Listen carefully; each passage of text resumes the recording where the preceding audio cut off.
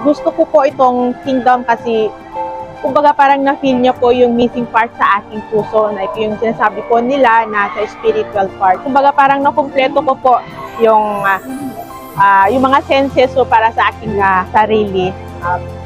So, nung una pong pagpunta doon sa sambahan ko, parang nasa langit ko kasi parang anghel ang tingin ko sa mga taong nakapalibot ko. At parang buhay na buhay yung dugo ko.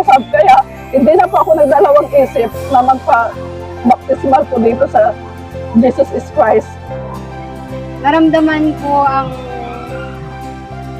panibagong buhay na natutunan at nalalaman ko ang katotohanan ng salita ng Panginoon.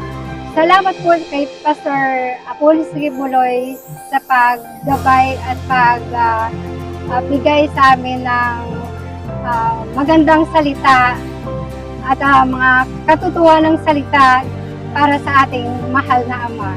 Kilala ko po ang Kingdom sa pamamagitan ng television. Noong una, nanonood ako tapos yung mga mensahe ni Pastor Apollo Sigibuloy, yun yung nagdadala sa akin ng parang natasya ko doon sa sinabi. Tapos yung sinasabi niya na mga prayer doon, hawak sa TV tapos matutupag lahat ng mo kung galing sa puso mo.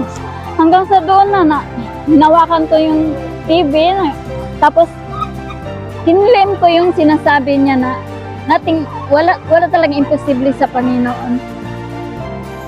Through the Son, Pastor Apollo Sigibuloy, maraming salamat po sa iyo kasi alam ko na kung paano ang patungo at daan sa kaliwanagan at sa aking daan sa aking kaligtasan.